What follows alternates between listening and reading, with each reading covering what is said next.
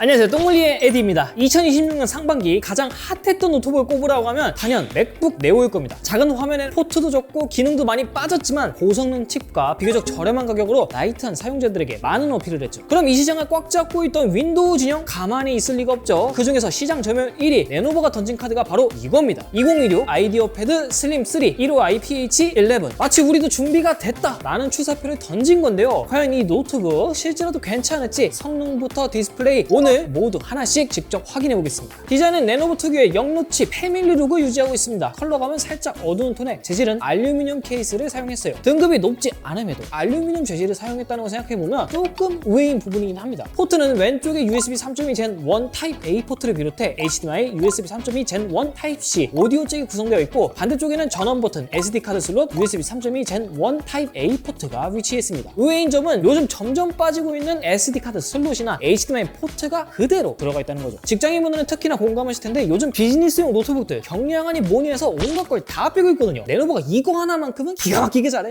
그럼 이제 노트북을 열어서 확인해보면 우선 가장 상단에 달린 웹캠, 윈도우 헬로까지 지원하는데 사실 이게 중요한 게 아니라 물리적 셔터까지 달려있어요. 요즘은 소프트웨어 방식도 많은데 여전히 아날로그 타입을 선호하는 저 같은 사용자에겐 반가운 디테일이죠. 그리고 밑에는 매일 들여다보는 화면이 보일 텐데 15.3인치의 해상도는 1920에 1200, 16대 CPU WXGA급 IPS 패널이 들어갔습니다. 보통 진입장벽이 낮은 노트북들은 화면 크기를 13인치나 14인치인 경우가 많은데 의외로 큰 화면을 넣어줬죠. 근데 크기만 크다고 이게 다가 아니잖아요. 실제로 보여주는 능력이 어떤지 하나씩 체크해봤습니다. 세격 측정부터 진행해봤는데 sRGB 기준 65.6%. 좀 낮은데? 맞아요, 낮습니다. 사진이나 영상 색 보정하실 분들께는 아쉬운 수치예요. 근데 애초에 이 노트북 쓰임새 자체가 색 보는 작업하라고 만든 물건이 아니에요. 어디까지나 이 녀석의 포지션은 문서 보고 인터넷 하고 메신저 하고 그런 제품이라는 거죠. 대신 밝기는 확실히 챙겼어요. 최대 429.2 칸델라, 명암비도 1500대 1까지 나왔는데 꽤 준수한 편이죠. 색온도는 6963 켈빈, 기준치보다는 살짝 차가운 느낌인데 이거 사실 게이밍 모니터들 평균이 6800 켈빈대인 걸 생각하면 나름 괜찮은 수준입니다. 반사 코팅은 지금 보시다시피 논글레어 타입을 적용했는데 반사율은 5.92%로 테스트한 다른 노트북들과 비교하면 살짝 높게 나온 편입니다. 근데 직접 사용해보니까 실사용에서 내 얼굴이 갑자기 보이는 그런 불상사는 없었어요. 이게 제일 중요한 거죠, 사실. 이어서 하단의 키보드는 숫자 키를 포함한 풀사이즈 배열인데 키캡 부위를 팜레스트보다 한 톤 어둡게 처리해서 각인이 또렷하게 보이도록 신경 쓴 것도 눈에 띕니다. 이러면은 키감이 안 좋... 근데 생각보다는 괜찮네요. 제가 노트북 키보드 자체에 엄청난 기대를 하는 건 아니지만 키를 누를 때 낭창낭창 거리냐 낭창낭창 거리지 않느냐 이걸 정말 중요하게 보거든요. 근데 이 제품은 눌러보니까 그런 성질을 띠진 않아요.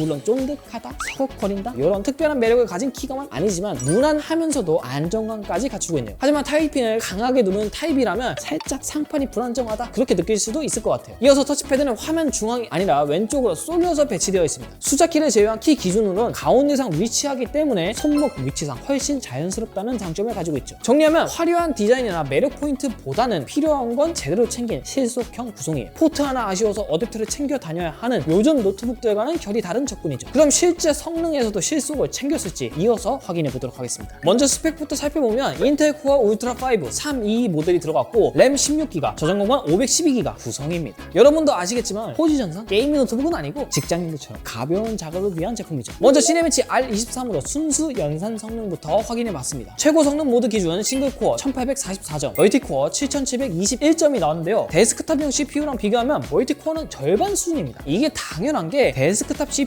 아니라 저전력 노트북용 칩이거든요. 하지만 싱글코어는 1844점으로 두 데스크탑 CPU랑 거의 비슷하거나 더 높게 나온 게 인상적이에요. 문서나 웹서핑처럼 싱글코어 위주 작업에서는 체감 속도가 크게 밀리지 않는다는 뜻으로 볼 수 있죠. 실제로 사무용 시나리오를 그대로 테스트하는 UL 프로시온 오피스 프로덕티비티 벤치마크에서도 종합 5661점을 받았습니다. 항목별로 봐도 전반적으로 좋은 점수를 받았죠. 저장장치도 짚고 넘어가면 크리스탈 디스크 마크 기준 읽기 6000MB/s 때, 쓰기 4700에서 4900MB/s대로 뽑혀왔습니다. 이 정도면 부팅이나 프로그램 로딩에서 답답할 일은 없을 거예요. 그래픽 성능도 한번 확인해 봤는데 3D 마크 진행해 봤을 때는 내장 그래픽이다 보니 딱 봐도 높은 점수는 아니었습니다. 근데 숫자보다 체감이 중요하니까 실제 게임에서도 한번 돌려봤어요. 발로란트, 리그 오브 레전드 같은 가벼운 e스포츠 타이틀은 평균 100프레임이 넘게 나오면서 무난하게 즐길 수 있었고요. 반면 사이버펑크 2077처럼 무거운 게임들은 최저 옵션에 업스케일링까지 켜야 겨우 평균 40프레임 턱걸이였습니다. 결국 가볍게 즐기는 게임 정도는 곁들일 수 있지만 본격적인 게이밍은 기대하지 않는 게 맞는 노트북이에요. 그리고 이런 실사용 성능만큼 중요한 게 발열과 소음인데요. 최고 성능 모드로 10분간 풀 부하를 걸어도 평균 84.7도, 팬 소음은 최대 33.6dB에 그쳤습니다. 실제 팬 소음을 들려보면은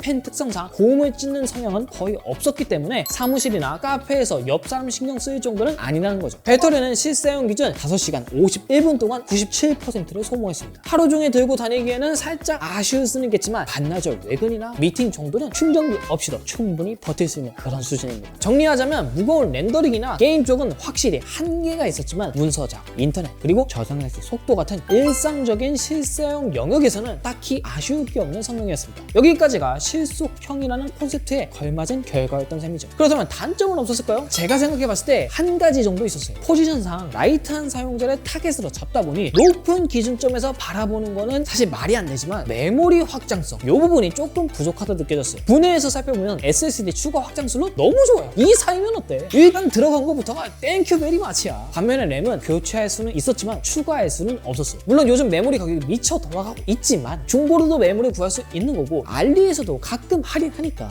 선택지 정도는 줘도 괜찮지 않았을까? 마지막으로 가격 한번 살펴볼까요? 160만 9천 원이더라고요. 솔직히 출시 가격이라고는 하지만 객관적으로 조금 비싼 감이 없지 않아 있습니다. 라고 말하려고 했는데 찾아보니까 간간히 또 할인을 하더라고요. 저도 어제 보니까 99만 원에 뜬 걸 봤거든요. 그래도 나름 최신 CPU 썼고 저장 공간 확장도 가능한데 여기에 SD카드 슬롯이나 HDMI까지 어디 하나 특출나게 화려한 건 없지만 그걸 빠진 것도 딱히 없었어요. 디자인이나 화면 색감처럼 눈에 확 띄는 부분은 양보한 대신 실제로 매일 쓰면서 부딪히는 지점들, 포트, 밝기, 발열, 배터리 요거는 알차게 챙긴 셈이죠. 이 가격대에서 이것도 없고 저것도 없네 라는 생각을 안 들게 만드는 게 어떻게 보면 제일 어려운 일이기도 하고요. 자, 영상 처음에 제가 이 노트북 맥북 네오 잡으로 나온 히든카드라고 말씀드렸잖아요. 실제로 뜯어보니까 어땠을까요? 화면 크기나 포트 개수처럼 맥북 네오가 포기한 부분들을 이 녀석은 오히려 꽉 채워서 들고 나왔어요. 성능도 데스크탑까지는 아니지만 문서 작업, 인터넷 정도는 전혀 밀리지 않았고요. 물론 디자인 완성도나 색 재현력처럼 눈으로 확 느껴지는 매력 포인트는 여전히 아쉬운 부분이 남아있습니다. 그런데 이게 오히려 더 이 노트북의 정체성 같아요. 화려함 대신 확실함을 선택한 거죠. 그래서 결론은 맥북 네오급의 세련됨을 기대하고 사면은 실망할 수 있지만 이 가격에 이 정도면 충분히 쓸만하다. 이 기준으로 보면은 확실한 대안이 될 수 있는 노트북이었습니다. 네, 오늘은 여기까지. 저는 똥물리 에디였고요. 궁금하시죠? 밑에 댓글 남겨주시고 다음 시간에 다시 돌아오도록 하겠습니다. 빠이!